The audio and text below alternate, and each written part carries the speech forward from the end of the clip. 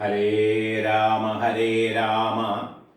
രാമ രാമ ഹരേ ഹരേ, ഹരേ കൃഷ്ണ കൃഷ്ണ കൃഷ്ണ ഹരേ ഹരേ. ശ്രുതിസ്മൃതിപുരാണാനാമാലയം കരുണാലയം നമാമി ഭഗവത്പാദശങ്കരം ലോകശങ്കരം. യം പ്രവ്രജന്തമനുപേതമപേതകൃത്യം ദ്വൈപായനോ വിരഹകാതരാജുഹാവ പുത്രേതി തന്മയതയാ തരവോഭിനേതു തം സർവഭൂതഹൃദയം മുനിം ആനതോസ്മി. നിഗമകൽപതരോർഗളിതം ഫലം ശുകമുഖാദമൃതദ്രവസംയുതം പിബത ഭാഗവതം രസമാലയം മുഹുരഹോ രസികാ ഭുവി ഭാവുകാഃ. യോऽന്തഃപ്രവിശ്യ മമ വാചമിമാം പ്രസുപ്താം സഞ്ജീവയത്യഖിലശക്തിധരസ്വധാമ്നാ അന്യാംശ്ച ഹസ്തചരണശ്രവണത്വഗാദീൻ പ്രാണാൻ നമോ ഭഗവതേ പുരുഷായ തുഭ്യം. വാസുദേവാര്യപാദാബ്ജപരാഗപരമാണവ വിജ്ഞാനാമോദസുഭഗാ സ്ഫുരന്തു ഹൃദയേ സദാ.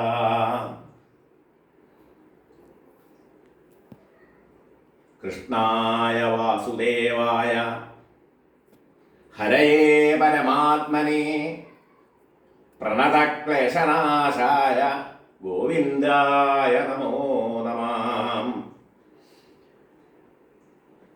ഭാഗവത പ്രേമികളെ, സജ്ജനങ്ങളെ, ഈ വൈശാഖ പുണ്യകാലത്ത് എൻ്റെ അഭിവന്ദ്യനായ ജ്യേഷ്ഠ സഹോദരൻ ബ്രഹ്മശ്രീ PC നാരായണൻ ഇളയത്, ഭാഗവത ഉത്തമനായിട്ടുള്ള അദ്ദേഹത്തിൻ്റെ സ്വവസതിയിൽ വെച്ച് വളരെ കാലമായി നടന്നു വരുന്ന ഭാഗവത സപ്താഹം, ഡോംബിവലിയിലെ ഭാഗവത സമിതിയുടെ സപ്താഹം, അത് ഈ വർഷം അദ്ദേഹത്തിൻ്റെ സ്വന്തം വസതിയിലാണ് നടക്കുന്നത്.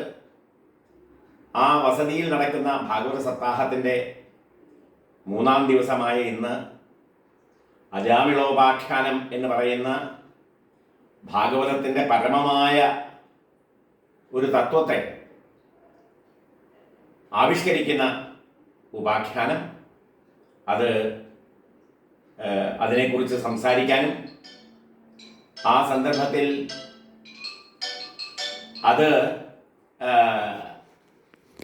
അതിനെക്കുറിച്ച് ചിന്തിക്കാനും മനനം ചെയ്യാനും ഒക്കെ ഉള്ളതായിരിക്കുന്ന ഒരു സന്ദർഭമായി, അതിന് കാരണമായി ഞാൻ തീർന്നു എന്നുള്ളത് എനിക്ക് വലിയ ചാരിതാർത്ഥ്യത്തിൻ്റെ വിഷയമാണ്.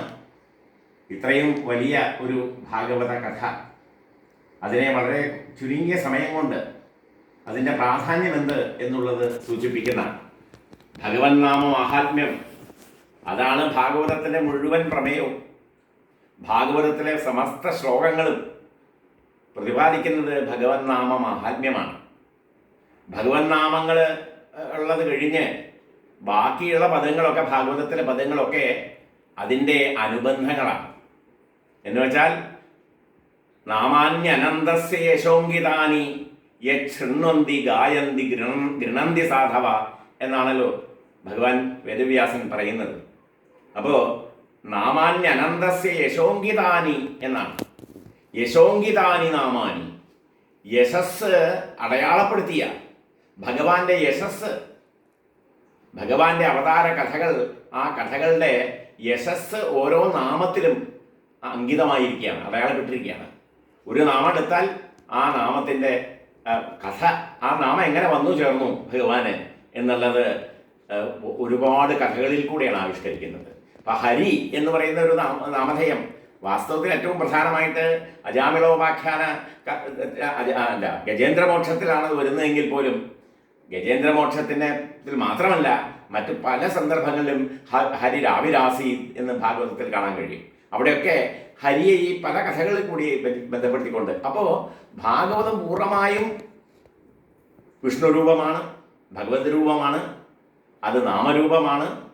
ആത്യന്തികമായിട്ട് നാമവിശേഷങ്ങളോട് കൂടി, ആ വിശേഷണങ്ങളോട് കൂടിയിട്ടുള്ള നാമമാണ് അതിലുള്ളത്.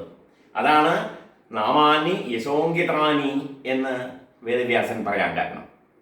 അപ്പം അങ്ങനെയുള്ള ആ ഭാഗവത കഥ, അതിൽ ഏറ്റവും പ്രധാനമായ അജാമിളോപാഖ്യാനാണ്. അത് നാമത്തിൻ്റെ മാഹാത്മ്യത്തെ ആവിഷ്കരിക്കുന്ന ഭാഗവതത്തിലെ ഏറ്റവും പ്രധാനമായ കഥയാണ്. എത്ര അധപ്പതനം സംഭവിച്ചാലും ഭഗവത് കൃപയുണ്ടെങ്കിൽ, ഭഗവാന്റെ ഒരു സ്മരണയുണ്ടെങ്കിൽ, ഒരു നാമം അവശമായിട്ട് അബോധമായിട്ട് വിളിച്ചാൽ പോലും, ഭഗവൻ നാമം ഉച്ചരിച്ചാൽ പോലും അയാൾക്ക്, ആ വ്യക്തിക്ക് പരമമായ വൈകുണ്ഠപദം ലഭിക്കുന്നു എന്നാണ് ഈ കഥയുടെ പൊരുൾ. ഇത് കലിയുഗത്തിൽ ഏറ്റവും പ്രാധാന്യമുള്ളതാണ്. കാരണം കലിയുഗത്തിൽ ഏറ്റവും പ്രധാനമായിട്ടുള്ള ഉപാസന ക്രമം നാമജപമാണ്. നാമജപം അല്ലാതെ മറ്റൊരു മാർഗമില്ലാന്ന് ഭാഗവതത്തിലും ഭാരതത്തിലും ഉപനിഷത്തുകളിലും അനാദികാലം മുതൽ, ഈ കലിയുഗം ആരംഭിക്കുന്നതിന് മുമ്പ് എഴുതപ്പെട്ട വേദ സംഹിതകളിൽ പോലും കലികാലത്ത് വരുമ്പോൾ ഇങ്ങനെയാണ് ഉപാസിക്കേണ്ടത് എന്ന് വേദത്തിലെ ഋഷി കവികൾ പ്രതിപാദിച്ച് കാണുന്നുണ്ട്. കലിസന്ധരണ ഉപനിഷത്ത് എന്ന് പറഞ്ഞ ഉപനിഷത്തുണ്ട്. അത് വളരെ അനാദികാലമുള്ള വേദത്തിൻ്റെ ആദ്യകാലത്തിൻ്റെ എഴുതപ്പെട്ട ഉപനിഷത്തുകളിലൊന്നാണ്. അതിലെ ബ്രഹ്മാവ് നാരദനുമായിട്ടുള്ള സംവാദമാണ് അതിലുള്ളത്. ആ സംവാദത്തിൽ ബ്രഹ്മാവിനോട് ചോദിക്കുകയാണ് നാരദൻ, എന്താണ് ഇനി അതികഠിനമായ കലിയുഗം വരികയല്ലേ? ആ കാലത്ത് മനുഷ്യന്മാർക്ക്, അന്ന് നമ്മളൊന്നും ഉണ്ടായിന്ന് വരില്ല, പക്ഷേ അന്ന് ജീവിക്കുന്ന സാധാരണ ജനങ്ങൾക്ക് അവർക്ക് രക്ഷപ്പെടാനുള്ള മാർഗം, അവരുടെ ആപത്തുകളിൽ നിന്ന്, സങ്കടങ്ങളിൽ നിന്ന്, ദുരിതങ്ങളിൽ നിന്ന് അവർക്ക് മോചനം കിട്ടാൻ എന്താണ് ഒരു വഴി എന്ന് തൻ്റെ അച്ഛനായിരിക്കുന്ന ബ്രഹ്മാവിനോട് ചോദിക്കുകയാണ്. അപ്പം ബ്രഹ്മാവ് അതിന് പറയുന്ന ദീർഘമായ ഒരു ഉപദേശമുണ്ട്. ആ തത്വോപദേശമാണ് കലിസന്ധരണ ഉപനിഷത്തിലുള്ളത്. അതിൽ പറയുന്നത് നാമം മാത്രമേ ഉള്ളൂ. ഭഗവൻ നാമം ഉച്ചരിക്കുക എന്നല്ലാതെ മറ്റൊരു മാർഗവും കലിയിലില്ല. മറ്റൊന്നും സാധ്യമല്ല. മറ്റെന്ത് ചെയ്താലും അതിന് ശരിയായിട്ടുള്ള ഫലം കിട്ടില്ല. കാരണം എന്താണെന്ന് വെച്ചാൽ അങ്ങനെ വിധിവത്തായിട്ട് ചെയ്യാൻ കഴിയില്ല. കൃതയുഗത്തിലോ ത്രേതായുഗത്തിലോ അല്ലെങ്കിൽ ദ്വാപരയുഗത്തിൽ പോലും ചെയ്തിരുന്ന യജ്ഞങ്ങൾ, തന്ത്ര അധിഷ്ഠിതമായിട്ടുള്ള പൂജകൾ, ഇതൊക്കെ വിധിവത്തായിട്ട് ചെയ്യാൻ ഇന്ന് ആർക്കും അറിഞ്ഞുകൂടാ. ആർക്കും അതിൻ്റെ പൊരുൾ അറിഞ്ഞുകൂടാ. കലിയുഗത്തിൽ അതെല്ലാം നശിച്ചു പോവുക. അപ്പോൾ ബാക്കി നിൽക്കുന്നത്, എല്ലാം നശിച്ചാലും ബാക്കി നിൽക്കുന്നത് ശാസ്ത്രങ്ങൾ, വേദങ്ങൾ, ഉപനിഷത്തുകൾ, മന്ത്രങ്ങളൊക്കെ മറന്നുപോവാം. അതൊക്കെ നശിച്ചു പോവാം നമ്മളിൽ നിന്ന്. പക്ഷേ നശിക്കാതെ നിൽക്കുന്നൊരു സംഗതിയുണ്ട്. അതാണ് ഭഗവൻ നാമം. ആ നാമം ജപിച്ചാൽ കലിയുഗത്തിൽ രക്ഷപ്പെടാൻ കഴിയും. നമുക്ക് എല്ലാ തരത്തിലുള്ള സംരക്ഷണവും നമ്മളുടെ ഭഗവാൻ ഏറ്റെടുക്കും. അത് നമ്മൾ അധർമ്മമായിട്ട് നമ്മൾ എന്തെങ്കിലും അറിയാതെ ചെയ്തു പോയാൽ പോലും, അബുദ്ധ്യാവി, നൃണാം അബുദ്ധ്യാവി എന്നുണ്ട്. അത് അറിയാതെ ചെയ്യുന്ന തെറ്റുകൾക്ക് പോലും അറിയാതെ അതിൻ്റെ പരിഹാരം ഭഗവൻ നാമമാണ്, അതിൻ്റെ ഉച്ചാരണമാണ് എന്ന് അറിയാതെ പോലെ ഉച്ചരിച്ചാൽ പോലും അത് നിങ്ങളുടെ എല്ലാ പാപങ്ങളെയും എങ്ങനെയാണോ ഒരു ചെറിയ അഗ്നിസ്ഫുരണം ഒരു വിറകിൻ്റെ ഒരു കൂട്ടത്തെ അങ്ങനെ തന്നെ കത്തി നശിപ്പിക്കുന്നത്, എങ്ങനെയാണോ വ്യാധികൾ ഒരു ചെറിയ ഔഷധം കൊണ്ട് മാറുന്നത്, അതുപോലെ ഭഗവൻ നാമം ഒരിക്കൽ ഉച്ചരിക്കുന്നതോടുകൂടി എല്ലാം. അജാമിളൻ്റെ കഥ അതാണ്. ഒരൊറ്റ പ്രാവശ്യമേ നാരായണ എന്ന് വിളിച്ചുള്ളൂ. അതിദീനമായി, വളരെ സങ്കടത്തോടു കൂടി, വളരെയധികം പ്രയാസത്തോടു കൂടി. കണ്ഠത്തിൽ നിന്ന് ഈ നാമം തന്നെ പുറത്തു വരാനുള്ള ശേഷി അദ്ദേഹത്തിന് ഉണ്ടായിരുന്നില്ല. അത്രയും വാർദ്ധക്യം അദ്ദേഹത്തിനെ ബാധിച്ചിരുന്നു. ആ സമയത്ത് പൂർവജന്മകൃത പുണ്യങ്ങൾ ഒരു ഭാഗത്ത് സഞ്ചിതങ്ങളായിരുന്നത്. ഈ ജന്മത്തിൽ തന്നെ അദ്ദേഹം ഈ തനിക്കുണ്ടായ അബദ്ധസഞ്ചാരത്തിന് മുമ്പ് ഉണ്ടായിരുന്ന മഹത്തായ ഒരു വൈദികൻ്റെ, ശ്രോത്രിയനായിട്ടുള്ള ബ്രാഹ്മണൻ്റെ ചര്യകളോടുകൂടി ജീവിച്ചിരുന്ന ഒരു കാലം ഉണ്ടായിരുന്നു. വളരെ സാത്വികനായിട്ട്, വളരെ ഭക്തനായിട്ട്, വളരെ വേദജ്ഞനായിട്ട്. ആ സ്മരണ അതുകൊണ്ട് അതിൻ്റെ ശക്തി കൊണ്ടാണ് അദ്ദേഹത്തിന് എത്ര ആപത്ത് വന്നിട്ടും ആ ഭഗവൻ നാമം പെട്ടെന്ന് ആവശ്യമുള്ള സമയത്ത് അത് അബോധമായിട്ടാണ്. സാക്ഷാൽ നാരായണനെ വിളിച്ചതൊന്നുമല്ല, വിളിച്ചത് തൻ്റെ മകനെ വിളിച്ചതാണ്. പക്ഷേ ആ വിളിപ്പുറത്ത് അത് കേൾക്കാനും ഭഗവാൻ ഝടിതി വന്ന് അദ്ദേഹത്തിന് തൻ്റെ കിങ്കരന്മാരെ അയച്ച് അദ്ദേഹത്തിന് സർവാത്മന മോക്ഷം നൽകുകയും സായുജ്യം നൽകുകയും ചെയ്തു എന്ന കഥയാണല്ലോ അജാമിളോപാഖ്യാനത്തിലുള്ളത്. ഈ കഥ ഇന്നിവിടെ പറയുമ്പോൾ സ്മരിക്കപ്പെടേണ്ട രണ്ട് വ്യക്തികളുണ്ട്. ഒന്ന് ഞങ്ങളുടെയൊക്കെ തന്നെ അഭിവന്ദ്യനായ ഞങ്ങളുടെ അച്ഛൻ PC വാസുദേവൻ ഇളയത് എന്ന് പറയുന്ന വലിയ സംസ്കൃത പണ്ഡിതനും ഭക്തകവിയും വലിയ തത്വജ്ഞാനിയുമായിരുന്ന ആളായിരുന്നു. അദ്ദേഹം ഗുരുവായൂര് ദേവസ്വത്തിൻ്റെ നാരായണീയ മനമാല വ്യാഖ്യാനം, കൃഷ്ണനാട്ടത്തിൻ്റെ വ്യാഖ്യാനം, ഇങ്ങനെ ഭഗവത് കഥകളുമായി ബന്ധപ്പെട്ട് ഗുരുവായൂരപ്പൻ്റേതായിട്ടുള്ള സാഹിത്യം ഏതൊക്കെയുള്ള സ്തോത്രങ്ങൾ, അതിനൊക്കെ അദ്ദേഹം ഒരുപാട് സ്വയം എഴുതിയിട്ടുണ്ട്. ഒരുപാട് സ്തോത്രങ്ങൾ, മറ്റുള്ളവരുടെ സ്തോത്രങ്ങൾ, ഭാഗവതം മുതൽക്ക് തുടങ്ങി നാരായണീയം, കൃഷ്ണനാട്ടം മുതലായിട്ടുള്ളതിലൊക്കെ, ഇതിലൊക്കെ അദ്ദേഹം, എൻ്റെ അച്ഛൻ എന്നും ഞങ്ങൾക്ക് ഉപദേശിച്ചു തരാറുള്ളത് നാമമാഹാത്മ്യമാണ്. അതിന് പ്രധാനമായും ഉദാഹരണമായി ചൂണ്ടിക്കാട്ടാറുള്ളത് അച്ഛന് പോലും വളരെ ആദരണീയനായിട്ടുള്ള ആചാര്യനായിട്ടുള്ള ആഞ്ഞം മാധവൻ നമ്പൂതിരി എന്ന് പറയുന്ന തിരുനാമാചാര്യനാണ്. അദ്ദേഹത്തിന് തിരുനാമാചാര്യൻ എന്ന പേര് വന്നത് തന്നെ നാമത്തിൻ്റെ മാഹാത്മ്യം കൊണ്ട് അദ്ദേഹം ആ സമ്പ്രദായത്തിൻ്റെ ആചാര്യനായിട്ട് മാറിയത് കൊണ്ടാണ്. നാമജപ സമ്പ്രദായം എന്ന് പറയുന്ന ഒരു സമ്പ്രദായം വൈഷ്ണവ ഭക്തി പ്രസ്ഥാനത്തിലുള്ളതാണ്. വൈഷ്ണവ ഭക്തി പ്രസ്ഥാനത്തിൽ തന്നെ ഉപാസനയ്ക്ക് പല സംവിധാനങ്ങളുണ്ട്. അതിലൊന്നാണ് ഈ കലിയുഗത്തിൽ പ്രത്യേകിച്ചും നാമജപ സമ്പ്രദായം. ആ നാമജപ സമ്പ്രദായത്തിൻ്റെ ആ സമ്പ്രദായത്തിൻ്റെ ആചാര്യനായിട്ട് ഇന്ന് അടുത്ത കാലത്ത് കേരളത്തിലുണ്ടായിരുന്നു. പിന്നെ ഒരാളുണ്ടായിരുന്നത് വൈശ്രവണത്തെ രാമൻ നമ്പൂതിരി എന്ന് പറയുന്ന പ്രസിദ്ധനായ ഭാഗവതത്തിൻ്റെ വ്യാഖ്യാതാവും ഗീതാ വ്യാഖ്യാതാവൊക്കെ ആയിട്ടുള്ള വലിയ തത്വജ്ഞാനിയായ ഊട്ടൂർ ഉണ്ണി നമ്പൂരിപ്പാട്, അങ്ങനെ പലരും ഉണ്ട്. ഇങ്ങനെ പല സജ്ജനങ്ങളുടെയും പേര് ഇവിടെ സ്മരിക്കേണ്ടതുണ്ട്. അതിൽ പ്രത്യേകിച്ചും തിരുനാമാചാര്യനെ നമ്മൾ സ്മരിക്കാതെ ഭാഗവതത്തെക്കുറിച്ച് ഒന്നും പറയാൻ സാധ്യമല്ല. കാരണം മറ്റ് ധാരാളം ഭാഗവതാചാര്യന്മാർ നമുക്കുണ്ടെങ്കിലും അവരുടെ ഭാഗവത ഭാഷണങ്ങൾ നിന്ന് വ്യത്യസ്തത ആഞ്ഞം മാധവൻ നമ്പൂതിരിക്ക് എന്ന് പറയുന്ന നമ്മുടെ ആചാര്യന്, തിരുനാമാചാര്യനുള്ളതിൻ്റെ കാരണം എന്താണെന്ന് വെച്ചാൽ അദ്ദേഹത്തിന് ഈ പേര് തന്നെ, തിരുനാമാചാര്യൻ എന്നുള്ള പേര് തന്നെ വന്നത് അദ്ദേഹം ഭാഗവതത്തിൽ ഏത് കഥ പറയുമ്പോഴും ചില കഥകളിൽ ഡയറക്റ്റായിട്ട് തന്നെ, പ്രത്യക്ഷമായിട്ട് തന്നെ നാമത്തിൻ്റെ മഹാത്മ്യം ഉണ്ടാവും. മറ്റ് കഥകളിൽ പരോക്ഷമായിട്ട്, വ്യംഗ്യമായിട്ട് നാമത്തിൻ്റെ മഹാത്മ്യം പ്രതിപാദിക്കലുണ്ടാവും. അത് പ്രത്യക്ഷമായാലും പരോക്ഷമായാലും അതിൻ്റെ പ്രാധാന്യം ഒട്ടും കുറയാതെ ഏത് കഥയിലും അവസാനം ആ ഭഗവത് നാമത്തിൽ അർപ്പിച്ചുകൊണ്ടാണ് ആ കഥകളൊക്കെ വ്യാഖ്യാനിക്കുക. ഭാഗവതം തന്നെ നാമരൂപമാണ്, ഭഗവത് നാമരൂപമാണ് എന്നുള്ള ബോധ്യത്തിൻ്റെ, ആ ഭക്തിയുടെ ആ പരാകാഷ്ഠയിൽ ആ തത്വജ്ഞാനത്തിൻ്റെ ബോധ്യമുള്ളത് കൊണ്ടാണ് അദ്ദേഹം ആ വിധത്തിൽ നിർവഹിച്ചിരുന്നതെന്ന് അച്ഛനൊക്കെ പറഞ്ഞു തന്നിട്ടുണ്ട്. അദ്ദേഹത്തിൻ്റെ ആ ആഞ്ഞം മാധവൻ നമ്പൂരിയുടെ കയ്യിൽ നിന്നാണ് ഭാഗവതോപദേശം വാങ്ങാൻ എൻ്റെ ജ്യേഷ്ഠ ഭാഗ്യം ഉണ്ടായിട്ടുള്ളത്. ഞാനും ഭാഗവത സപ്താഹങ്ങളൊന്നും അങ്ങനെ നടത്താറില്ലെങ്കിലും ഞാനും ഭാഗവതം വായിക്കാൻ ഉപദേശം വാങ്ങിയത് അദ്ദേഹത്തിനെയാണ്. ഈ രണ്ടുപേരെയും സ്മരിച്ചുകൊണ്ടായിരിക്കണം ഇന്ന് ഇവിടെ പറയേണ്ടത് എന്നുള്ളത് അത്യാവശ്യമാണ് എന്നുള്ളത് കൊണ്ടാണ് ഞാനത് സൂചിപ്പിച്ചത്. വാസ്തവത്തിൽ ഭാഗവതത്തിൻ്റെ പരമ ഗുരുവായിട്ടുള്ള തിരുനാമാചാര്യൻ മാധവൻ നമ്പൂതിരിയുടെ സ്മരണയ്ക്ക് മുമ്പിൽ സാഷ്ടാംഗം നമസ്കരിച്ചുകൊണ്ട് എന്താണ് ഭാഗവതം വ്യാഖ്യാനിക്കുമ്പോൾ, ഭാഗവതം പ്രവചനം ചെയ്യുമ്പോൾ സപ്താഹത്തിൽ ആഞ്ഞം മാധവൻ നമ്പൂരിയെ പോലെയുള്ള ഭാഗവതാചാര്യ, അദ്ദേഹം മാത്രമല്ല പലരുമുണ്ട്, ഭാഗവതാചാര്യന്മാരെ പറയാറുള്ളത് എന്ന് വെച്ചാൽ അത്ര സങ്കീർത്തിത സാക്ഷാൽ സർവപാപഹരോ ഹരി നാരായണോ ഋഷികേശോ ഭഗവാൻ സാത്വതാമ്പതി. നോക്കൂ, ഈ ശ്ലോകത്തിൽ ഭഗവത് നാമം അല്ലാതെ മറ്റൊന്നുമില്ല. പറയാണ് അത്ര എന്ന് വെച്ചാൽ ഇവിടെ ഈ ഭാഗവത ഗ്രന്ഥത്തിൽ സങ്കീർത്തിത പാടി പുകഴ്ത്തിയിട്ടുള്ളത് ആരെയാണ്? സാക്ഷാൽ സർവപാപഹരോ ഹരി. സർവപാപഹരോ ഹരി എന്ന് ഇനി ഇതിനേക്കാളും മനോഹരമായിട്ട് പറയാനുണ്ടോ? ഹരി എന്നുള്ള വാക്കിന് ഉള്ള മാഹാത്മ്യം ഹരിക്കുന്നവൻ ഹരി എന്നാണ്.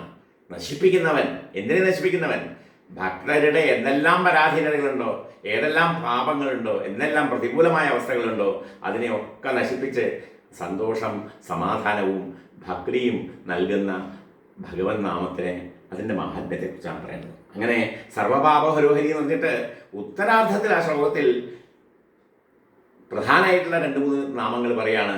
നാരായണോ ഋഷികേശോ ഭഗവാൻ സാത്വതാമ്പതി. ഈ 4 വാക്കും ഭഗവാന്റെയാണ്. ഭഗവാൻ എന്നുള്ളത് ഭഗവാന്റെ നാമാണ്. നാശമില്ലാത്തവനാണ്. സദാ ചൈതന്യധന്യനായിട്ടിരിക്കുന്നവൻ, എന്നും പ്രകാശ സത്തയായിട്ടിരിക്കുന്നവൻ എന്നൊക്കെയാണ് ഭഗവാൻ എന്ന പദത്തിൻ്റെ അർത്ഥം. ഭഗവാൻ ലീലാകമലം ദോഹൻ എന്നൊക്കെ ഭാഗവതത്തിൽ അതിൻ്റെ വ്യാഖ്യാനങ്ങളൊക്കെ ഉണ്ട്, അതിലേക്ക് ഞാൻ പോകുന്നില്ല.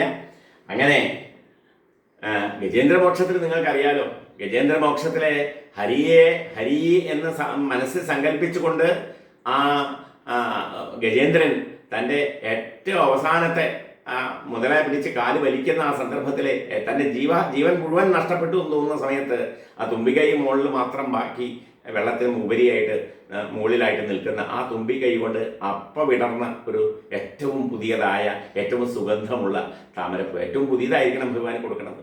ആ പൂവ് നാരായണ അഖില ഗുരോ ഭഗവൻ നമസ്തേ എന്ന് പറഞ്ഞുകൊണ്ട് ആ നാരായണനാമം ഉച്ചരിച്ചോടുകൂടിയാണ്. അവിടെയും ഗജേന്ദ്രനും നാരായണനെയാണ് പറഞ്ഞത്. ആ നാരായണനാമം തന്നെയാണ് അജാമിളനും പറഞ്ഞത്, ഉച്ചരിച്ചത്. അങ്ങനെ അതോടുകൂടിയാണ് അപ്പം ആദ്യം മഹാവിഷ്ണുവിന് ഹരി എന്ന നാമധേയം വരുന്നത് തന്നെ ഈ ഗജേന്ദ്രമോക്ഷത്തിലാണ്. ഗജേന്ദ്രൻ്റെ സർവ്വ പാപങ്ങൾ നശിപ്പിച്ച് അതോടുകൂടിയാണ് ഹരി എന്ന്, ഹരിക്കുന്നവൻ എന്ന അത്യുത്കൃഷ്ടമായിരിക്കുന്ന നാമധേയം മഹാവിഷ്ണുവിനുണ്ടാവുന്നത് ഈ ഗജേന്ദ്രമോക്ഷമാണ്. അപ്പോൾ അത്ര സങ്കീർത്തിത സാക്ഷാൽ എന്നുള്ള ഈ ശ്ലോകം, ഭാഗവത ശ്ലോകം ഭഗവൻ നാമത്തിൻ്റെ മഹാത്മ്യത്തെയാണ്. ഇത് ആഞ്ഞത്തിനെ പോലെയുള്ള ആചാര്യന്മാരൊക്കെ പല ദിക്കിലും വീണ്ടും വീണ്ടും ആവർത്തിച്ചു പറയാറുണ്ട്. അറിയാലോ, ഈ ഭാഗവത നിത്യ ഉപാസകരായിട്ടുള്ള നിങ്ങളെപ്പോലെയുള്ള ആളുകളുടെ ഇടയിൽ ഞാനിതൊന്നും പറയേണ്ട ആവശ്യമില്ല എങ്കിൽ പോലും ചിലത് ഓർമ്മിപ്പിക്കുകയാണ്.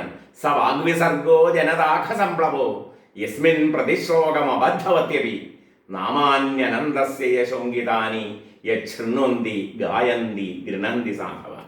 അപ്പോൾ ഇത് വളരെ വിസ്തരിച്ച് ആ നാമത്തിൻ്റെ മഹാത്മ്യത്തെക്കുറിച്ച് ഭാഗവതത്തിൽ പല ഭാഗങ്ങളിലായി, ഒരു ദിക്കിൽ മാത്രമൊന്നുമല്ല, പല ദിക്കിലും, ചില ദിക്കിൽ പ്രത്യക്ഷമാണ്, ചില ദിക്കിൽ അത് പരോക്ഷമായി വ്യംഗ്യമായി വളരെ ചമത്കാരപൂർണമായിട്ടാണ് വ്യാഖ്യാനിച്ച് കാണുന്നത്.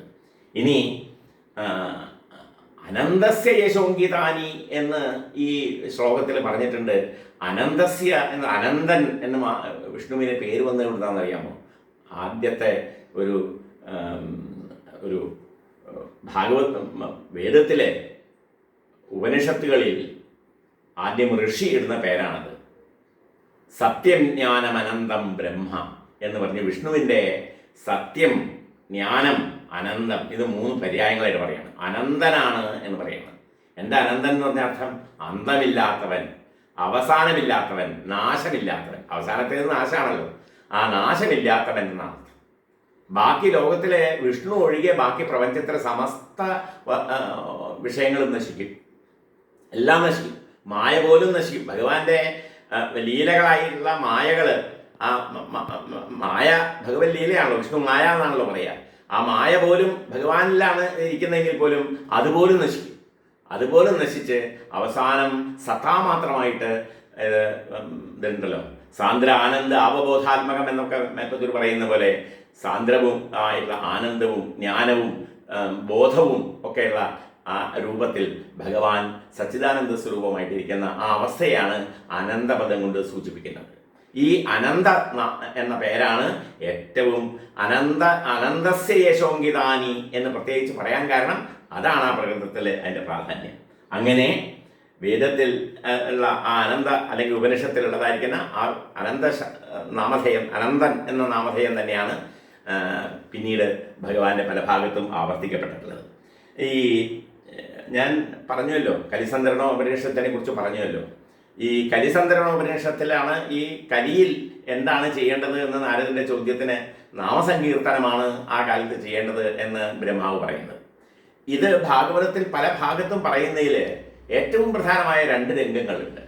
ഒന്ന്, മഹാഭാരത യുദ്ധമൊക്കെ കഴിഞ്ഞതിന് ശേഷം നാരദൻ ദേവകീവസുതന്മാരെ കാണാൻ പോകുന്ന സന്ദർഭമുണ്ട്.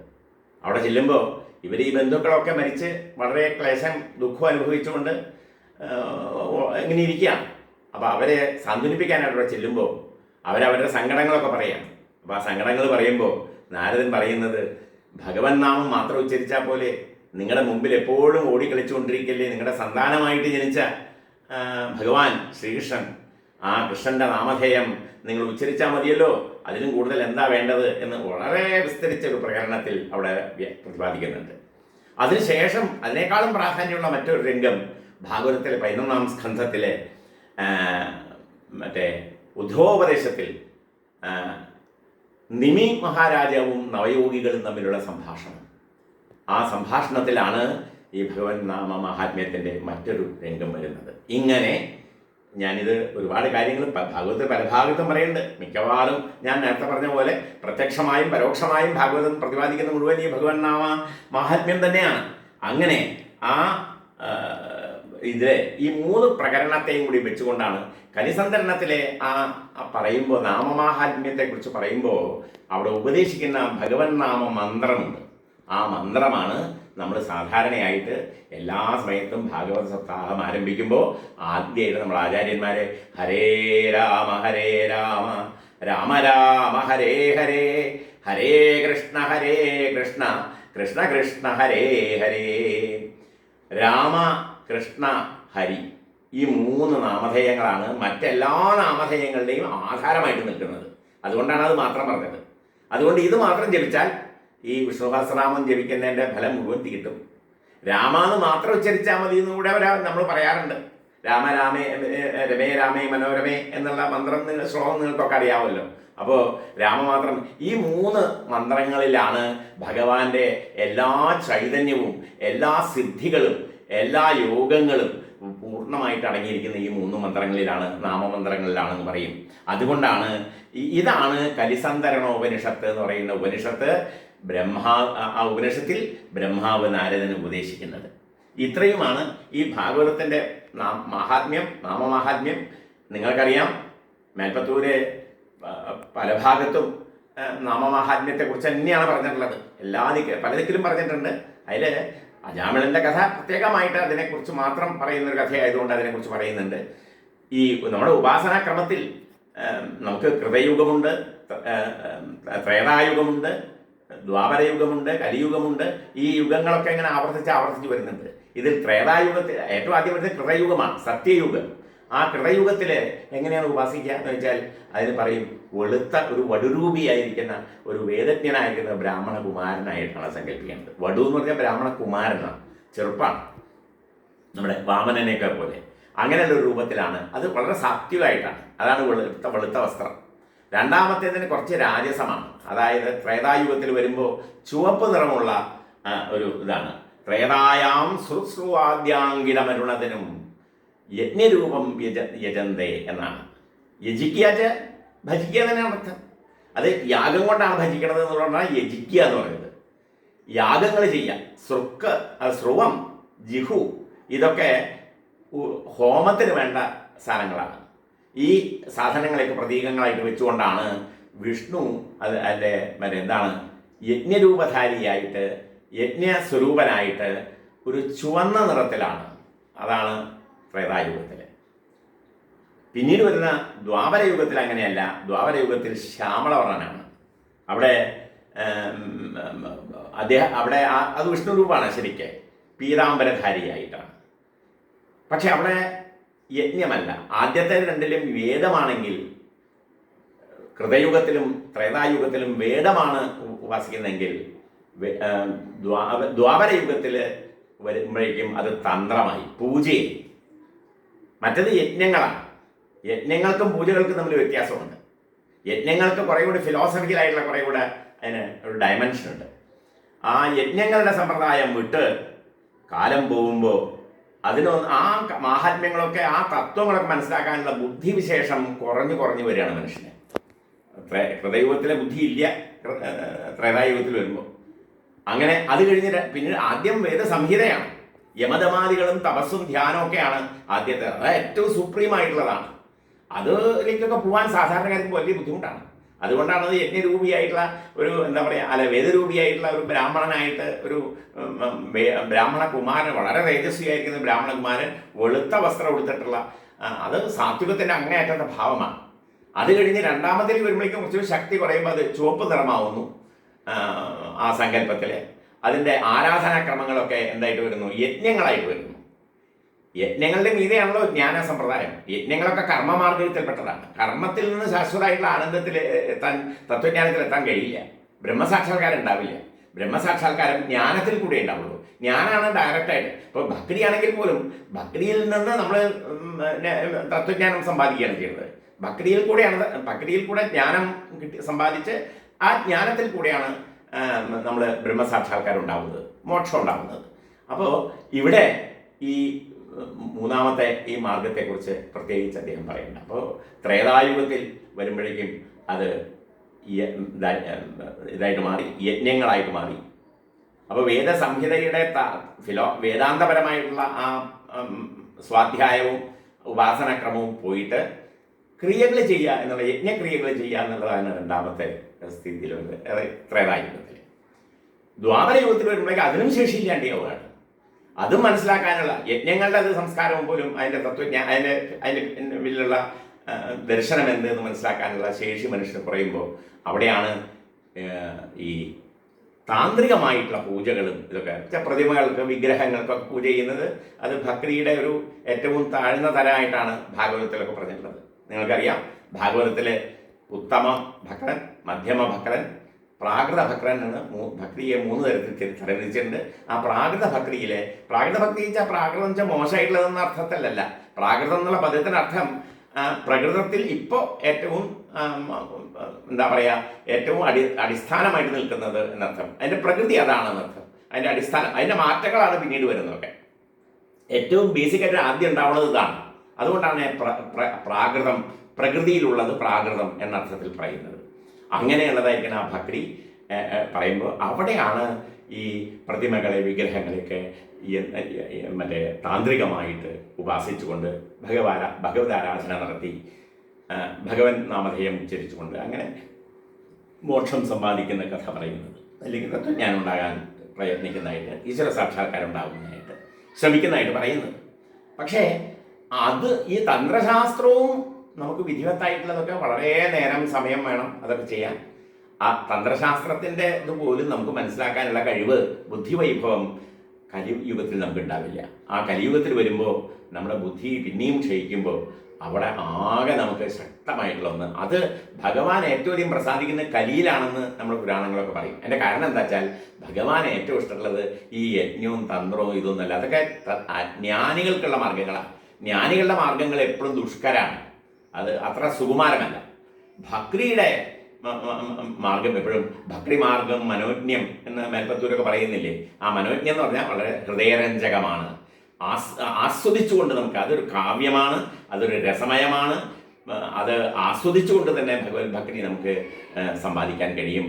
അങ്ങനെ തത്വജ്ഞാനം നമുക്ക് മോക്ഷം ലഭിക്കാൻ കഴിയും എന്നാണ് പറയുന്നത്. അങ്ങനെ നീലം സങ്കീർത്തനാദ്യൈരിവ കലിസമയേ മാനുഷാസ്ത്വാം ഭജന്തേ, കൃഷ്ണനെയാണ് പറഞ്ഞത്. നീലം വർണ്ണം എന്ന് പറയുന്നത് കൃഷ്ണനെയാണ്.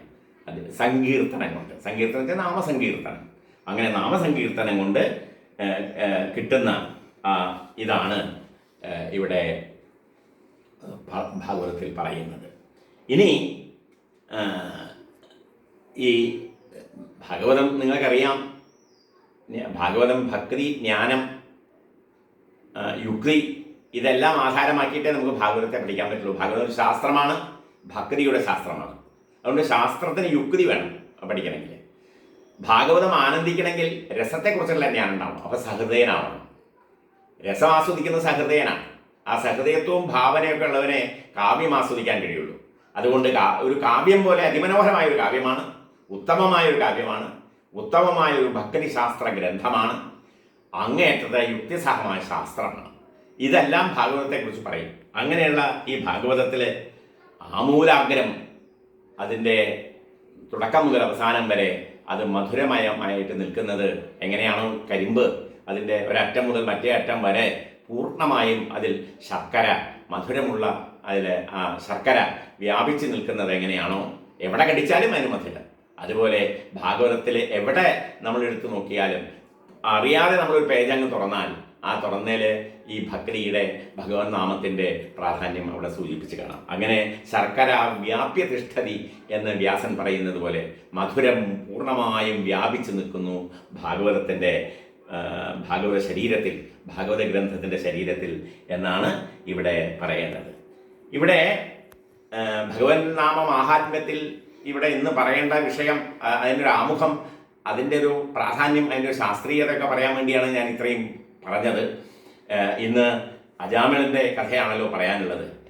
അജാമിളൻ്റെ കഥയിൽ പ്രധാനമായിട്ടും അത് വളരെ ചുരുക്കി പറയാം.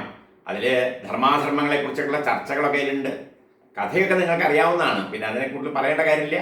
കന്യാകുബ്ജത്തിലെ വളരെ കേമനായിട്ടുള്ള ശ്രോത്രിയനായിരിക്കുന്ന ഒരു ബ്രാഹ്മണനായിട്ട് വളരെ വിധിവത്തായിട്ട് ഉപാസനകളൊക്കെ ചെയ്തുകൊണ്ട്, സ്വാധ്യായം ചെയ്തുകൊണ്ട്, അധ്യാപനം ചെയ്തുകൊണ്ട് യുവാവായിട്ട് വളരെ യോഗ്യനായ ഒരു ബ്രാഹ്മണൻ ജീവിച്ചിരുന്നു. അയാളാണ് അജാമിളൻ.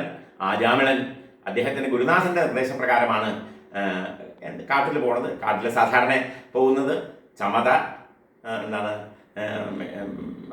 ദർഭ, അങ്ങനെ അതായത് യജ്ഞ ഹോമാദികൾക്കൊക്കെ ആവശ്യമുള്ള സാധനങ്ങൾ സമ്പാദിക്കുന്നതിന് വേണ്ടിയാണ് സാധാരണ പോകുന്നത്. അങ്ങനെ അദ്ദേഹം കാട്ടിൽ പോകുന്നു. കാട്ടിൽ ചെല്ലുന്ന സമയത്ത് ഇത്രയും തേജസ്വിയും പരമയോഗ്യനുമായിട്ടുള്ള ഇദ്ദേഹത്തെ ഒരു വേശ്യ വശീകരിക്കുന്നു. അവിടെ പ്രയോഗിക്കുന്ന വാക്ക് സ്വൈരണ്യാപാംഗ വിദ്ധധീഹി എന്നാണ് ഭാഗവതകാരൻ പറയുന്നത്. ഹിന്ദു മതാംഗനാപാംഗ ഭംഗലോലം ഹി ജീവിതം എന്ന് ശാസ്ത്രങ്ങളിലൊക്കെ പറയുന്ന പോലെ മതിച്ച ഒരു കാമസപ്തയായ ഒരു സ്ത്രീയുടെ കടക്കണ്ണിൻ്റെ ഒരു അടി കൊണ്ടാൽ അയാളുടെ ജീവിതം പോയി എന്നാണ് പഴയ ശാസ്ത്രങ്ങളിലൊക്കെ പറയുന്നതാണ്. എന്ന് വെച്ചാൽ നമ്മൾ ഈ അടക്കാൻ വയ്യാത്ത ഇത്തരത്തിൽ നമ്മുടെ ശ്രേയസ്സിനെ പ്രതിരോധിക്കുന്ന, തടയുന്ന ഇത്തരത്തിലുള്ള വികാരങ്ങളെ നമ്മൾ നിയന്ത്രിക്കേണ്ട ആവശ്യകതയെക്കുറിച്ച് സൂചിപ്പിക്കാനാണ് അത് പറയുന്നത്. ഇങ്ങനെ ഈ വേശ്യയുടെ ഈ മനോഹരമായിരിക്കുന്ന അപാംഗ വീക്ഷണം, കടക്കണ്ണുകൊണ്ടുള്ള നോട്ടം, അതിൽ അയാൾ വീണുപോയി, അയാൾ അടിമയായിപ്പോയി. അവൾ പറയുന്നത് മുഴുവൻ കേട്ട് അനുസരിക്കാൻ തുടങ്ങി. അയാളുടെ പൂർവ്വമായിട്ട് അയാൾ സമ്പാദിച്ച സുഹൃതങ്ങളെക്കുറിച്ചൊക്കെ അയാൾ മറന്നു. അയാൾ ആർജിച്ച വിജ്ഞാനത്തെ അയാൾ മറന്നു. അയാളുടെ ഗുരുകുലത്തെ മറന്നു. അയാളുടെ പതിവ്രതയായിരിക്കുന്ന ധർമ്മപത്നിയെ മറന്നു. സന്താനങ്ങളെ മറന്നു. അങ്ങനെയൊക്കെ എല്ലാം മറന്ന് മറ്റൊരു ജീവനായിട്ട് മാറി, മറ്റൊരു ജന്മമായിട്ട് മാറി അജാമിളൻ്റെ. ഈ വേശ്യയുടെ കൂടെ നടക്കുന്ന ആളുകൾ അവരൊക്കെ മദ്യപാനികളാണ്. അവരോടൊപ്പം മദ്യപാനം ചെയ്യുകയും അവരുടെ ഒപ്പം അധർമ്മം ചെയ്യുകയും വേശ്യ പറയുന്ന എല്ലാ നീച പ്രവൃത്തികളും ചെയ്യുകയും അങ്ങനെ സ്വയം അധപ്പതിച്ച് അയാൾക്ക് കാലം പോയതറിഞ്ഞില്ല. അയാൾക്ക് 8-10 മക്കളുണ്ടായി. ആ മക്കളെ എല്ലാവരെയും ഓരോരുത്തരെയും വാത്സല്യത്തോടും സ്നേഹത്തോടും കൂടി ഇങ്ങനെ ശുശ്രൂഷിച്ചു കൊണ്ടുവന്നു. അങ്ങനെ അവസാനത്തെ മകൻ, ആ മകന് പേരിടുമ്പോൾ മാത്രം എന്തോ ഒരു ഈ സുഹൃതിയായ ഈ അജാമിളന് പൂർവ്വകാലത്ത് ചെയ്ത ഒരുപാട് സുഹൃതങ്ങളുണ്ട്. ആ സുഹൃതങ്ങളുടെ ഫലമായി നാരായണൻ എന്ന പേര് നൽകാൻ അദ്ദേഹത്തിന് തോന്നലുണ്ടായി. അങ്ങനെ നാരായണൻ എന്ന നാമമാണ് അവസാനത്തെ ആ മകന് നൽകിയത്.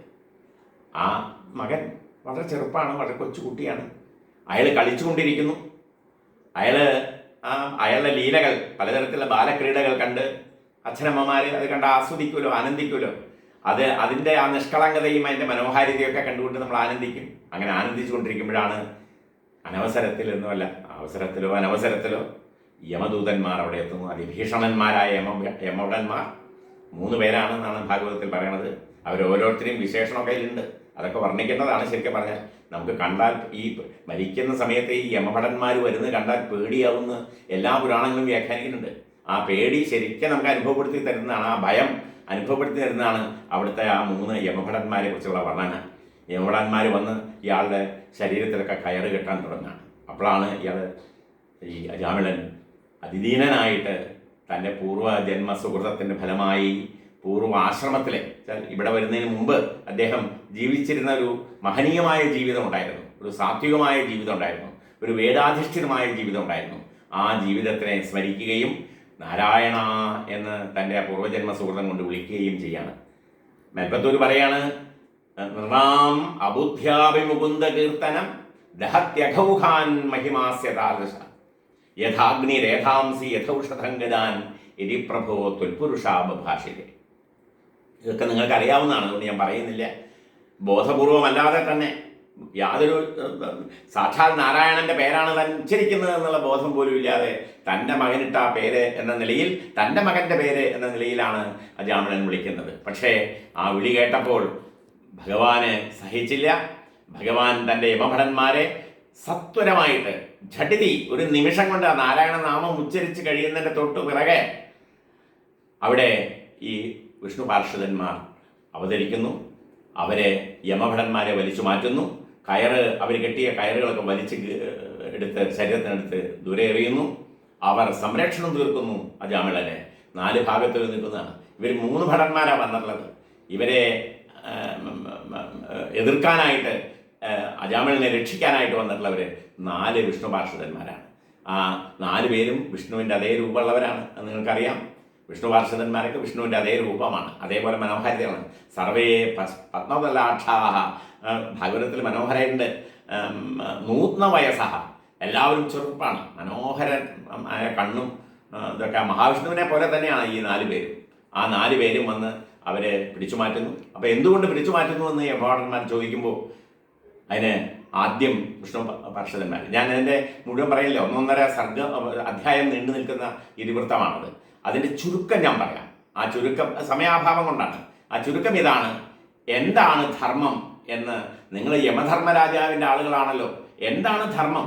എന്താണ് നിങ്ങളെ ധർമ്മം എന്താണെന്നാണ് പഠിപ്പിച്ചിട്ടുള്ളത് നിങ്ങളുടെ ഗുരുനാഥൻ എന്ന് ചോദിക്കുകയാണ്. നിങ്ങളുടെ യജമാനൻ എന്താണ് പഠിപ്പിച്ചിട്ടുള്ളത്? ധർമ്മം വേദമാണ് എന്ന് പറയുകയാണ്. ഇവരുടെ സംവാദമാണ്. വിഷ്ണു പാർഷദന്മാരുടെയും യമദൂതന്മാരുടെയും പരസ്പരമുള്ള വാദപ്രതിവാദമാണ്. അവിടെ ചോദിക്കുമ്പോൾ ആദ്യം വിഷ്ണു പാർഷദന്മാർ ചോദിക്കുന്നത് എന്താണ് വേദം, എന്താണ് ധർമ്മം എന്ന് ചോദിക്കുമ്പോൾ അത് വേദമാണ് എന്ന് പറയുകയാണ്. ശരി, വേദമാണെങ്കിൽ വേദത്തിലെ പ്രതിപാദ്യം എന്താണ് എന്ന് ചോദിക്കുകയാണ്. അത് ശ്രീമൻ നാരായണനാണ്. വേദത്തിലൊക്കെ പറഞ്ഞിട്ടുണ്ടല്ലോ, വേദോഖിലോ ധർമ്മമൂലം എന്ന് പറഞ്ഞിട്ട് പറയുന്നത് നിശ്വസിത വേദാഹ, നാരായണന്റെ നിശ്വാസങ്ങളാണ് വേദങ്ങളായിട്ട് വന്നിട്ടുള്ളത് എന്നാണ്. അപ്പൊ നാരായണനാണ് അതിന്റെ പരമപ്രതിപാദ്യം വേദത്തിന്റെ. അപ്പോൾ ഇത് ശ്രീമന്നാരായണനാണ് പറയാം. അപ്പോൾ പറയാണ് ഈ ശ്രീമന്നാരായണൻ ആരാണെന്ന് നിങ്ങൾക്കറിയാമോ? അതൊക്കെ ഞങ്ങളുടെ സ്വാമിയുടെയും സ്വാമിയായിട്ടുള്ള ആളാണ് എന്ന് പറയാം. പരമസ്വാമി, ഏറ്റവും വലിയ യജമാനൻ, ഏറ്റവും വലിയ ജഗത് സൃഷ്ടാവ്, അദ്ദേഹത്തിന്റെ നിയന്ത്രണത്തിലാണ് യത് ഭീത്യോദേതി സൂര്യോ ദഹതി ച ദഹനോ വായുസ്തഥാന്യേ യത് ഭീത പത്മജാദ്യ പുനരുചിത ബലീനാഹരന്തേനു കാലം എന്ന് നാരായണീയത്തിൽ പറയുന്ന പോലെ ഈ അഷ്ടദിക്പാലന്മാരും ഈ ദേവന്മാരും ഒക്കെ അവരെ നിയോഗിച്ച അവരുടെ കർത്തവ്യങ്ങൾ അവർ ചെയ്യുന്നത് മഹാവിഷ്ണുവിനോടുള്ള ഭയം കൊണ്ടും ബഹുമാനം കൊണ്ടുമാണ്. അദ്ദേഹത്തിനെയാണ് ആദരിക്കുന്നത്, അദ്ദേഹത്തിൻ്റെ ആജ്ഞകളാണ് നടപ്പാക്കുന്നത്. അതുകൊണ്ട് ആ മഹാവിഷ്ണുവിൻ്റെ നിയോഗമനുസരിച്ചാണ് ഞങ്ങളിവിടെ വന്ന് അജാമിളനെ രക്ഷിക്കുന്നത് എന്ന് പറയാം. ഭഗവാന്റെ നാമധേയം എത്ര പാപിയായാലും ആ പാപി അയാൾ ബോധപൂർവമല്ലാതെ പോലും ഭഗവൻ നാമമാണ് താൻ ഉച്ചരിക്കുന്നത് എന്നുള്ളതായിരിക്കുന്ന അതിൻ്റെ മഹത്വം മനസ്സിലാക്കാതെ തന്നെ ഭഗവൻ നാമം മറ്റേതെങ്കിലും കാരണവശാൽ നിങ്ങൾ ഉച്ചരിച്ചാൽ ആ ഭഗവൻ നാമധേയം കൊണ്ട് തന്നെ, നാമോച്ചാരണം കൊണ്ട് തന്നെ സകല പാപങ്ങളുടെയും കൂമ്പാരങ്ങൾ കത്തിച്ചാമ്പലാവുന്നു. അതാണ് ശ്രീമൻ നാരായണന്റെ ആ നാമമാഹാത്മ്യം.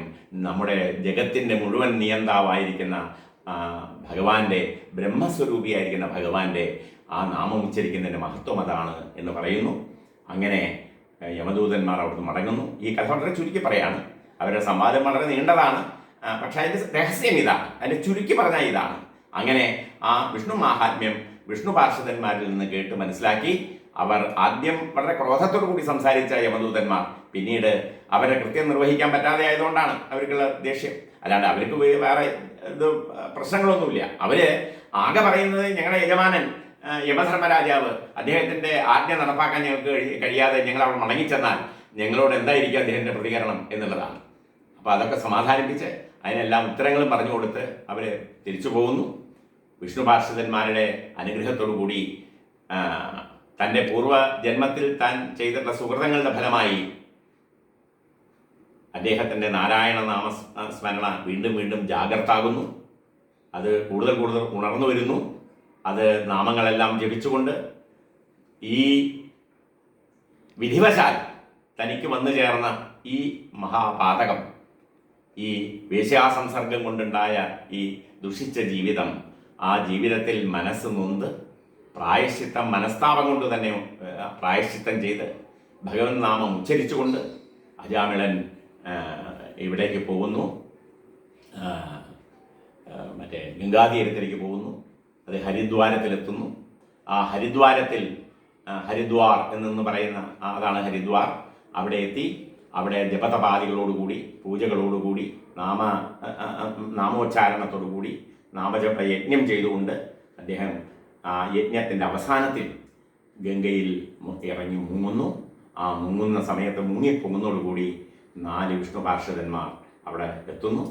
അവർ അദ്ദേഹത്തിനെ സ്വർണമയമായിരിക്കുന്ന വിമാനത്തിൽ വൈകുണ്ഠത്തിൽ നിന്ന് ഭഗവാൻ ചാർത്തിയതയച്ചൊരു ഫ്ലൈറ്റാണ്. അവിടുന്ന് അയച്ചൊരു ഒരു സ്വർണ്ണ വിമാനം. ആ വിമാനത്തിൽ എല്ലാ ബഹുമാനങ്ങളോടും ആദരവോടും ഭക്തിയോടും കൂടി ആ വിഷ്ണു പാർഷദന്മാർ അജാമിളനെ ആ വിമാനത്തിൽ കയറ്റി കൊണ്ടുപോവുകയാണ് ചെയ്തത്. ഇങ്ങനെ വിമാനത്തിൽ കയറ്റിക്കൊണ്ടുപോകുന്ന പല രംഗങ്ങളും നമ്മൾ ഭാഗവതത്തെ കണ്ടിട്ടുണ്ട്. ഭാഗവത മഹാത്മ്യം ആരംഭിക്കുമ്പോൾ തന്നെ ദുന്ദുകാരിയെ കൊണ്ടുപോകാനായിട്ട് ഒരു വിമാനം വരുന്നുണ്ട്. അവിടെ വിഷ്ണു പാർഷദന്മാരെ വരുന്നുള്ളൂ. പക്ഷേ ദുന്ദുകാരിക്ക് മോക്ഷം നൽകിയ ഏതൊരു ഗോകർണനുണ്ടോ ആ ഗോകർണൻ്റെ ഭാഗവത സപ്താഹം 2ാമത്തെ കഴിഞ്ഞ് അവിടെ അദ്ദേഹത്തിന് മോക്ഷം നൽകാൻ വിഷ്ണു ഹരിരാവിലാസി എന്നാണ്. സ്വയം ഹരിരാവിലാസി, സ്വയം വിഷ്ണു സ്വയം വന്ന് അവതരിച്ചു എന്നാണ്. വിഷ്ണു തന്നെ വന്ന് കൂട്ടിക്കൊണ്ടുപോവാണ്, അല്ലാണ്ട് ആരെങ്കിലും പറഞ്ഞയക്കുകയല്ല. മാത്രമല്ല അവിടെ വന്ന് ഗോകർണനെ ഒന്ന് ആലിംഗനം ചെയ്തപ്പോൾ ഗോകർണൻ തൻ്റെ രൂപമായിട്ട് മാറി. തൻ്റെ രൂപം ഭഗവാന് ഗോകർണന് കൊടുത്തു. അങ്ങനെയാണ് ഗോകർണനെ കൂട്ടിക്കൊണ്ടുപോകുന്നത്. ഇങ്ങനെ പല രംഗങ്ങളിലും നമ്മൾ കണ്ടിട്ടുണ്ട്. ഈ ഭാഗവതത്തിൻ്റെയും നാമസപ്താഹത്തിൻ്റെയും നാമജപത്തിൻ്റെയും ഒക്കെ മഹാത്മ്യം പ്രതിപാദിക്കുന്ന ഭാഗങ്ങളിൽ ഇത് ഗോകർണൻ അവിടെ വളരെ ഗംഭീരമായിട്ട് ആ സപ്താഹത്തിൽ പറയുന്നുമുണ്ട്. ഗോകർണൻ്റെ സപ്താഹത്തിൻ്റെ ആ കേമത്വം എന്താണെന്നുള്ളത് ഭാഗവതത്തിലെ ആ ഭാഗം നോക്കിയാൽ നമുക്കറിയാം. അത് കഴിഞ്ഞ് ഈ അദ്ദേഹത്തിന് സായുജ്യം നൽകുന്നത് അജാമിളന്. നിങ്ങൾക്കറിയാം 4 തരത്തിൽ സായുജ്യങ്ങളുണ്ട്. സാലോക്യം, സാരൂപ്യം, സാമീപ്യം, സായുജ്യം. ഇങ്ങനെ 4 സായുജ്യങ്ങൾ 4ആണ്. അതിൽ 3ാമത്തേതാണ് അജാമിളന് കൊടുത്തത്. അജാമിളന് കൊടുത്തത് സാരൂപ്യമാണ്. അതായത് തൻ്റെ രൂപം തന്നെ കൊടുത്തു. ഭഗവാനെ ഭജിക്കുമ്പോൾ ആദ്യം കാണാനുള്ള ഭാഗ്യം, അതൊരു തരത്തിലുള്ള മോക്ഷമാണ്. പിന്നെ സാമീപ്യം, ഭഗവാന്റെ അടുത്ത് വരെ എത്താൻ സാധിക്കുക എന്നുള്ളത്, അതാണ് സാമീപ്യ മോക്ഷം. പിന്നെ 3ാമത്തേത് സാരൂപ്യ മോക്ഷം, സ്വരൂപത, ഒരേ രൂപമാവുക, ഭഗവാന്റെ രൂപം തന്നെ നമുക്ക് കിട്ടുക. അതാണ് അജാമിളന് കിട്ടിയത്. അങ്ങനെ അജാമിളൻ തൻ്റെ ജീവിതം ധന്യധന്യമാക്കി. തനിക്ക് അതിനിടയ്ക്ക് പറ്റിയ കുറച്ച് കാലത്തെ ഒരു വലിയ പല തരത്തിലുള്ള പാപങ്ങളും നമ്മൾ ചെയ്തിട്ടുള്ളതിൻ്റെ ഫലമായിട്ടാണ് ഇങ്ങനെയൊക്കെ സംഭവിക്കുന്നത് എന്ന് മനസ്സിലാക്കി. ഭഗവാന്റെ അനുഗ്രഹം ആണ് ഇതെല്ലാം. ഈ നമുക്ക് സങ്കടങ്ങളും പാപങ്ങളും ഒക്കെ തരുന്നത് തന്നെ ഭഗവാൻ നമ്മളെ ഉദ്ധരിക്കുന്നതിന് വേണ്ടിയാണ് എന്നുള്ള തത്വജ്ഞാനം ഉണ്ടായിക്കൊണ്ട് നാമജപത്തിൻ്റെ ഒറ്റ മഹാത്മ്യം കൊണ്ട് അദ്ദേഹം ഒരു നാരായണ എന്നറിയാതെ വിളിച്ച ഒരു നാരായണ നാമം കൊണ്ട് അദ്ദേഹത്തിന് ഇത്രയധികം വലിയ ലോകത്തിൽ വൈകുണ്ഠപ്രാപ്തി ഉണ്ടാകാമെങ്കിൽ ഇതൊന്നുമില്ലാത്ത അല്ലെങ്കിൽ ഈ തരത്തിലല്ലാതെ വലിയ പാണ്ഡിത്യത്തോടും വൈദുഷ്യത്തോടും കൂടി ഭാഗവതത്തിൻ്റെ രഹസ്യം മനസ്സിലാക്കി അതിൻ്റെ ഗൗരവം മനസ്സിലാക്കി വലിയ ഭക്തിയോടുകൂടി വലിയ എന്താ പറയുക ദാസഭാവത്തോടു കൂടി ഭഗവാനെ ആരാധിക്കുന്നവരുടെ അവർക്ക് കിട്ടാൻ പോകുന്ന വലിയ സ്വർഗത്തെക്കുറിച്ച് ഇനി പറയണോ? ഒന്നുമില്ലാത്ത അജാമിളിന് പോലും ഇത് കിട്ടി. അപ്പോൾ ബാക്കിയുള്ളവരുടെ കഥ പിന്നെ പറയാനുണ്ടോ എന്ന് ഭാഗവതം പ്രത്യേകിച്ച് പറയുന്നു. ഇങ്ങനെ നാമമാഹാത്മ്യത്തിൻ്റെ വലിയൊരു ചരിത്രം, ഭാഗവതത്തിൻ്റെ പരമപ്രതിപാദ്യം എന്ന് പറയാവുന്ന അതിൻ്റെ ഏറ്റവും സാരമായിരിക്കുന്ന വിഷയം നാമമാണ്, ആ ഭഗവൻ നാമമാണ്. ആ ഭഗവൻ നാമത്തിൻ്റെ മാഹാത്മ്യത്തെ മറ്റ് ശ്ലോകങ്ങളിൽ കൂടെയൊക്കെ നാമമില്ലാത്ത ശ്ലോകങ്ങളുണ്ട്. പക്ഷെ ആ ശ്ലോകങ്ങളൊക്കെ നാമമാഹാത്മ്യത്തെ ഇൻഡയറക്റ്റായിട്ട് അതിനെ എല്ലാം അതാണ് പറഞ്ഞത്. യശോങ്കിതാനി നാമാനി യശോങ്കിതാനി എന്ന് ഭഗവാന്റെ യശസ്സിനെ അടയാളപ്പെടുത്തിയിട്ടുള്ളതായിരിക്കുന്നതാണ് ഓരോ നാമങ്ങളും. അതുകൊണ്ട് ഏത് കഥ പറയുമ്പോഴും അത് ഭഗവാന്റെ യശസ്സിനെ അടയാളപ്പെടുത്തുന്ന ഒരു നാമമായിട്ട് അത് മാറുന്നു എന്ന് പറഞ്ഞുകൊണ്ടാണ് ഭാഗവതം അതിനെക്കുറിച്ചുള്ള ചർച്ച പരിസമാപിക്കുന്നത്. ഇങ്ങനെ ഈ ദൃഷ്ടിയിൽ ഭഗവൻ നാമ മാഹാത്മ്യത്തിൻ്റെ ഏറ്റവും പരമപ്രധാനമായ ഭാഗവത സപ്താഹം ശ്രവിക്കുന്ന ആളുകൾക്ക് അത് ആ സപ്താഹം നടത്തുന്ന പരമാചാര്യൻ നൽകുന്ന ഏറ്റവും വലിയ സുഹൃതമാണ്. ആ ഭഗവത് ഭക്തന്മാർക്ക് എല്ലാവർക്കും നാമം യാതൊരു മനസ്സിലൊരു റിസർവേഷനും ഇല്ലാതെ ഒരു തരത്തിലുള്ള സത്വം രജസ് തമസ് ഇതൊന്നും വേണ്ട, എല്ലാം പൊക്കോട്ടെ. ബ്രഹ്മചൈതന്യം, ഈശ്വര ചൈതന്യം പൂർണ്ണമായും നമ്മുടെ അന്ധകരണത്തിൽ പൂർണ്ണമായും വന്ന് നിറയുന്ന ഒരനുഭവം നാമമാഹാത്മ്യം കൊണ്ട്, നാമ ഉച്ചാരണ മഹാത്മ്യം കൊണ്ട് ഉണ്ടാവുന്നു. അതാണ് ഉച്ചാരണത്തിൻ്റെ മഹാത്മ്യം എന്ന് പറഞ്ഞുകൊണ്ട് ഈ സപ്താഹ യജ്ഞത്തിൽ നാമജപത്തെക്കുറിച്ച്, ഭാഗവതത്തിൻ്റെ പരമരഹസ്യമായിരിക്കുന്ന നാമജപത്തെക്കുറിച്ച് പല സുഹൃത്തുക്കളെയും സ്മരിച്ചുകൊണ്ട്, ആചാര്യന്മാരെയും സ്മരിച്ചുകൊണ്ട് ഇവിടെ ചെയ്യാൻ ഇതിന് അവസരം തന്ന എൻ്റെ അഭിവന്ദനായ ജ്യേഷ്ഠൻ ബ്രഹ്മശ്രീ PC നാരായണൻ ഇളയത് അവരോടും അദ്ദേഹത്തിൻ്റെ കുടുംബത്തിനോടും ഉള്ള എൻ്റെ എന്താ പറയുക ഈ ഭക്തി സ്നേഹവും ആദരവും ഒക്കെ അറിയിച്ചുകൊണ്ട് എല്ലാ ഭക്തജനങ്ങളുടെയും മുമ്പിൽ സാഷ്ടാംഗം നമസ്കരിച്ചുകൊണ്ട് ഞാൻ ഉപസംഹരിക്കുന്നു. എല്ലാവർക്കും നമസ്കാരം.